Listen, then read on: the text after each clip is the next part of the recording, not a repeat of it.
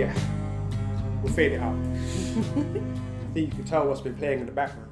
All right, you know what this is for. This is our The Batman review, and you're going to get some spoilers in this. Not like 100% like going to completely spoil it, but you will get some spoilers. So, how are we going to start this, huh? We've seen The Batman. Yes, we watched it yesterday. People's pet peeves. It's too long. Really? For me, it's about 5 to 10 minutes too long. Okay. So minor though. You know, I'm being honest. It's so minor. It's because this movie is just under 3 hours. Like, I don't think it's that terribly long. But I did go to the toilet once, and that's because I had a beer prior. I've got a wild bladder when it comes to drinking. I ain't gonna do that again. I didn't miss a crazy scene, but I rushed back. But anyway, so leave it here or there. But point being is, this movie is a noir style movie. Yeah. Like, if you don't know what that is, that's like dark, gritty, right? Yeah, it's that old school cinematography. There's many greats that have done it, and they've drawn influence. I think one of them was a gentleman with the surname Fritz, and I was looking at the style he did. One of the films was Metropolis, and there's many others, but it's plays with the light and the dark, as you were saying as well. Sometimes it was extremely dark. Like, it's not like you couldn't see it, but they really go there. They obviously they're trying to play with that thriller type vibe. I loved it. But when you come out of it, it feels quite like, what have I just watched? To a degree, it's quite twisted to an extent. It was beautifully twisted though, and it made you appreciate the art of the film and not just the scenario and the scenes. Like, you really, they brought us into play with film art as well. So, like people who do media studies and they study all these things, the background, we also got to see a snippet of it without even thinking about it. It just was there. And I think it merged beautifully. It did. It really did. It really did. I just want to give a quick, brief shout out to the amazing Matt Reeves. My gosh, man. So obviously, Matt Reeves directed it, they co-produced it, co-written it, or might have just fully written it.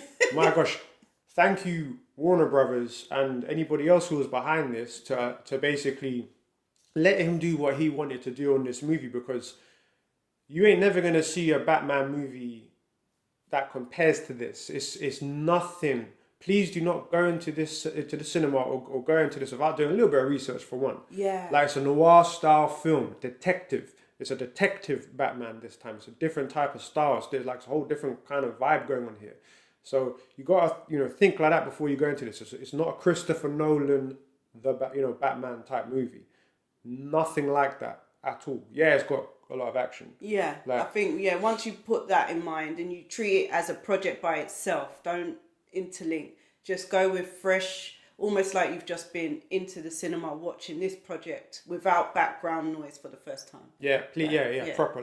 This is a proper movie. I mean, some people are comparing it to, it has a vibe of Seven.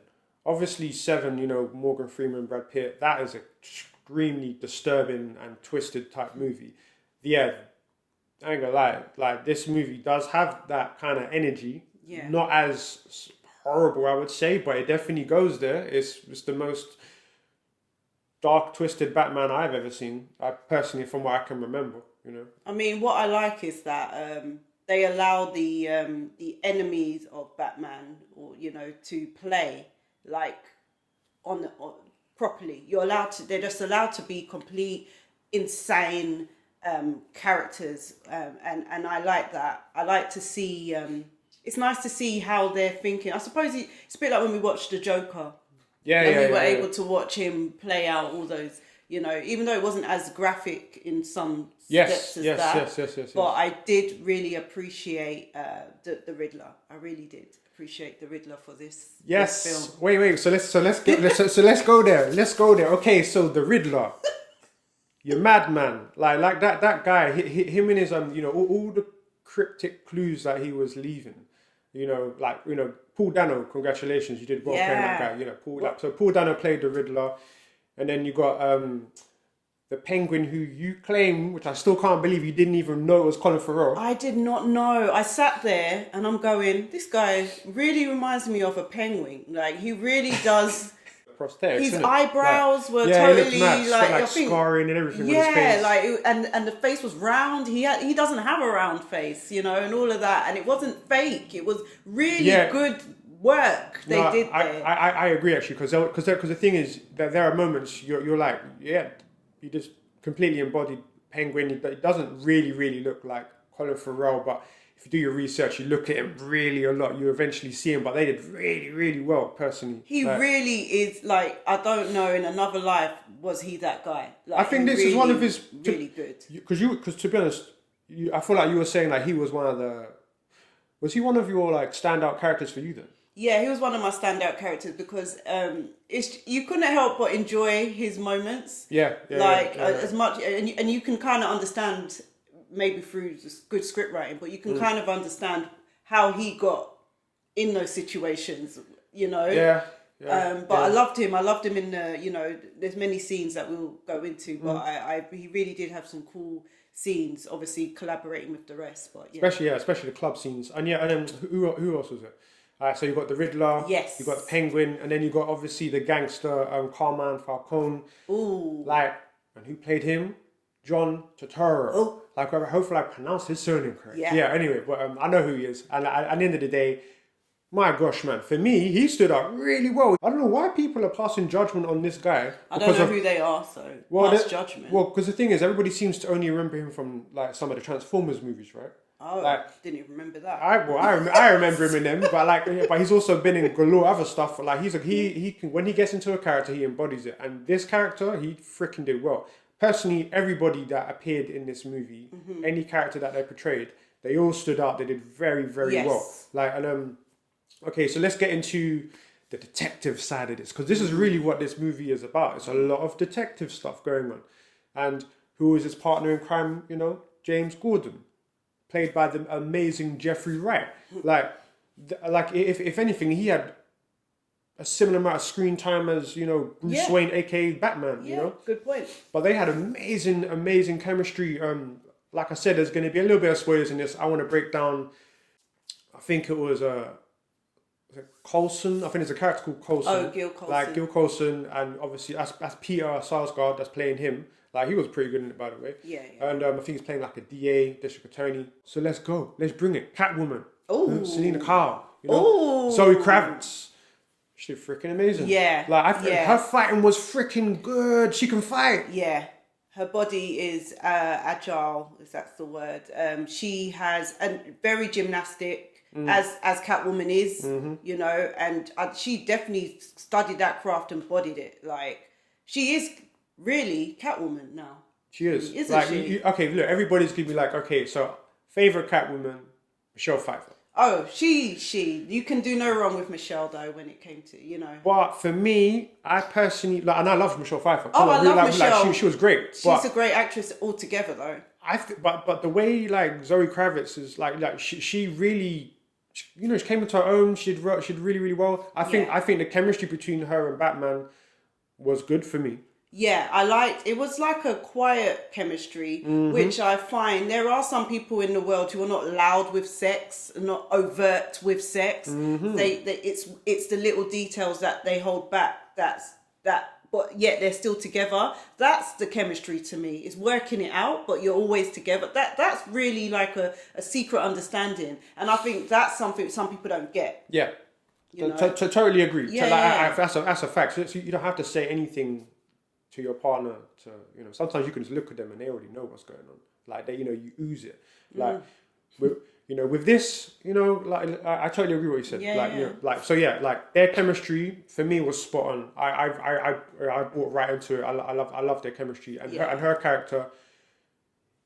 Boy, you're gonna see something. You're gonna see a little twist and turn in there in regards to certain so. You know. Yeah.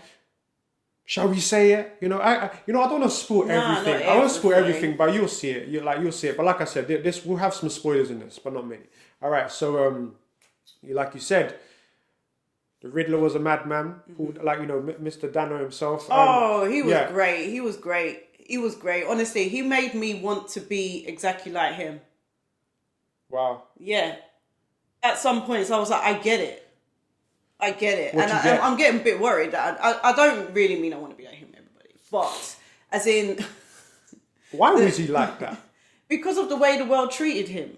So, it obviously, he wasn't born like that. He was an orphan as well, you know, like eventually like he becomes, you know, like, you know, the Batman is an orphan. Obviously, same it's kind of not thing. great what he's doing to display his issues with the world, but you can kind of get how he arrived at it. Again, similar to the Joker. But here's my thing, because obviously... To me. Yes.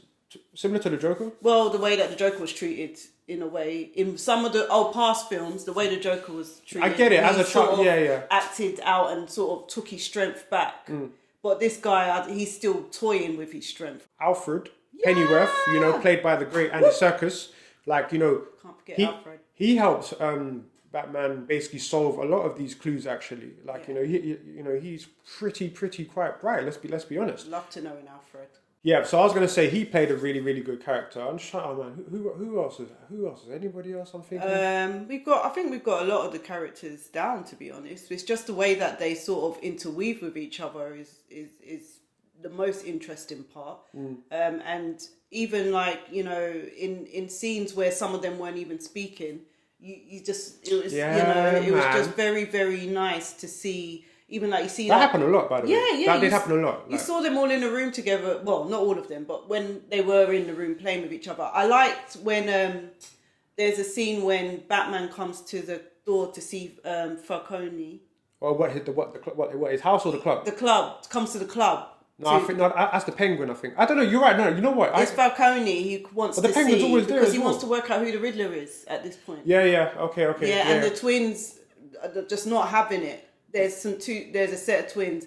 But then when he comes, what I liked was when he comes as Bruce Wayne, they love him because obviously Bruce Wayne is the celebrated guy. They're fans of him, and you understand why as well, because that also has a kind of a criminal underworld thing going on there, and that's regards of his parents, you know, his father. Yeah, they run it. They used to run it. Oh my God! Sorry, I just gotta say this, yeah. Like, I don't believe I've mentioned it yet, but my gosh, the music, the composer, the score, like the guy that did this, Michael Giacchino, like, very good. Like, well, you heard our intro, so you know it stays with you. It stays with you. But that's Nirvana, isn't it? Yeah, like, I mean, he didn't do that, but he doesn't know that. But in regards to everybody knows that.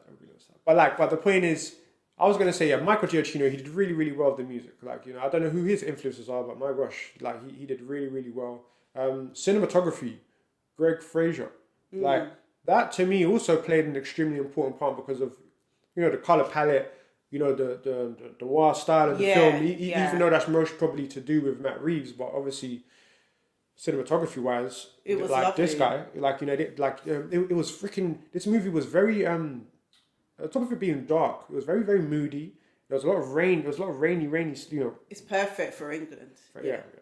I like the rain, but there was a lot of rain scenes. That was good. One thing, there was one particular scene that stood out for me.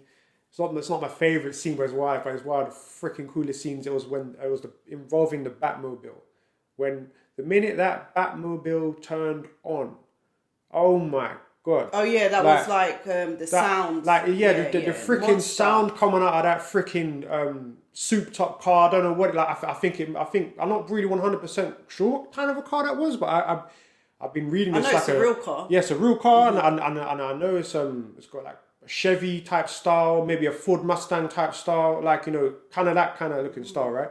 So put in the comments if you know what that car was actually, because I ain't really got a clue. But my God, the power, the kick in that freaking goddamn car.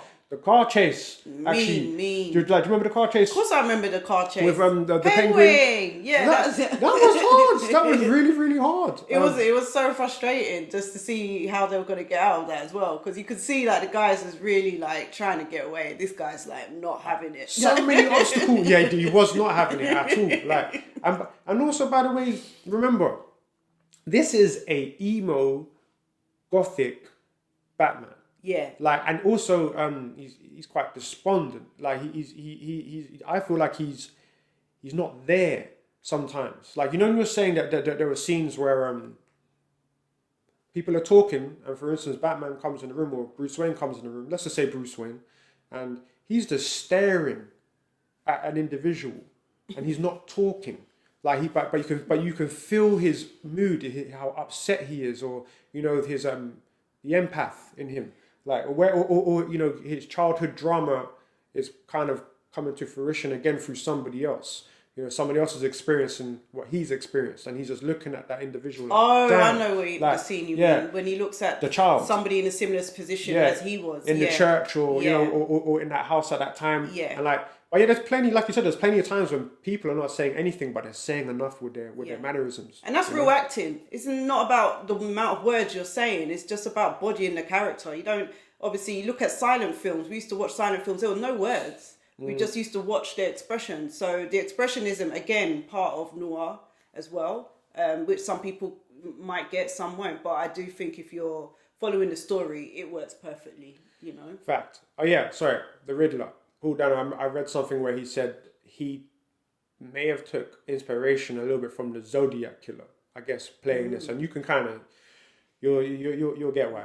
This is a bit of a mad one. But he also, from reading some parts of what people have said, he's also made this character his own. Like there's fact. He's also drawn from some other world of somewhere we don't know, and I think that's what creates the mystery, more mystery. Because I think when you base it on the, I'm going to use the word psychos of before, you can become cheesy, maybe categorized. But he... he's nothing like nothing like Jim Carrey's Riddler. Nothing like that. This is a freaking statistic. Was it sadistic, serial killing madman? And I don't think he played it over the top. I think he played it just right. Yeah. I forgot to even say this. The Batman, Bruce Wayne, Robert Pattinson. Yeah. He completely embodies that. Batman. Yeah, I trust that Batman. I can't wait to see a sequel because they're going to make a sequel. They have to make a sequel. Like you can't leave it the way they left it. And I'm very sure they'll be. You think? Yeah, they will. It'd be nice. Matt Reeves, you're going to have to, and I believe they are. But if anybody's wondering, did Robert Pattinson pull it off? He freaking pulled it off. Everybody in this movie pulled off their character. Yeah. Made it their own. Yeah. It was fucking amazing. Straight away, when we left the cinema and we were walking, straight away we saluted the casting team. That everybody they selected was 100% in their character. You lost who they were, and you believed who they were playing. Absolutely. Absolutely. Totally believed it. I have no fault with that. And usually I do start to go, oh, they could have done this. I was like, no, that they did everything the way that you would imagine. No, fact. I was going to say, actually, I don't care what anybody thinks or says. I'm going to be honest here. I love Christian Bale, one of my favorite Batmans. Yeah, he's great. The most recent one before, after that, Ben Affleck, he was very, very good as well. Yeah. But Robert Pattinson's, purely because of, it's like, what is it, year 2 Batman, he's really fresh. He's proper, they did a really, really in-depth character, how do you call it, portrayal of this guy. I really loved it. I really did, watching it. They went in there. They've never done on any type of Batman movie ever. I'm being honest. They haven't. We were discussing, is this the best or one of the best storylines for a Batman movie? 100%. Yeah. I've seen some negative people. That's because... And I know it's deep down, you've not read nothing. You've not actually taken your time to understand that this is a noir style movie. It's a 1940s to 50s type style movie, but set in the 90s with modern technology. Please understand that. Well, the thing is, I'm not going to even plead with people, right? Because you've got people who are innovative, forward-thinking, open, and they tend to be the people that make this world, change this world. And then you've got people who want things to remain the same. And those people can always go back and rewatch a film that's been in the past. But if you're trying to move forward or you're trying to have better film, you will like this film. and it will represent an opening for many more films which are based on old storylines to come. We can't stay stuck because we're not there anymore. Everything's different now, and this film cracks that open nicely. No, it does. It does. Thank you. Well said. Like, oh yeah. Gotham is just grim. Arkham is really, really grim, and like, you know, and well, sorry, I didn't even mention yet. There were like I'm obsessed with the video games, right? Like yes, you are. They definitely took some scenes from this movie that definitely came out of the game, like, and I know. By the way, please put in the comments because that's how I know if you come to this part of the section of us actually doing our review. Isn't it that some scenes have been coming out from the game? It looks quite like, you know, certain parts. I don't want to elaborate more, but yeah, that right there. And also, we're gonna wrap this up in a moment. Don't worry, people. All right. So like at the end of this movie, I don't care. This is a spoiler. This is a spoiler. And this is where it's gone from not being a completely comic book blockbuster. Like it had its own, you know, niche style to it, and then they're gonna bring a little bit of comic kind of vibe coming into this. Who was in Arkham Asylum at the end? The Joker. No, that's but very differently. But yeah, like yeah, that's Andrew's Joker. So there you go. Like I believe it's played by was it Barry Keoghan?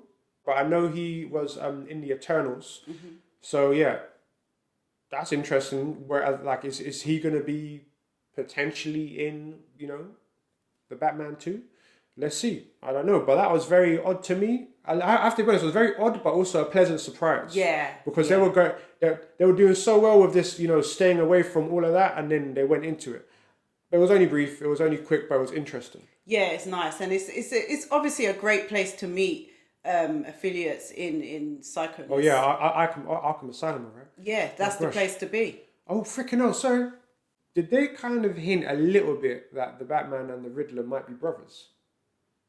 People are hinting this. Yeah, this is what. Yeah, like, and I know I know there's there's a valid reason why people are talking about this, because I think supposedly there is something to do with this actually within like in the comics. Yeah, and like, that's the thing. I need to. And I'm not familiar myself. There's so God knows, but yeah. But we need to check that part out too. It's not the best Batman movie ever made. No. One of the best storylines for Batman, then yes, non-compare. So I'll give it like 7.5, maybe 8 out of 10. Would have pushed it higher, but you know, I'm just nitpicking here and there.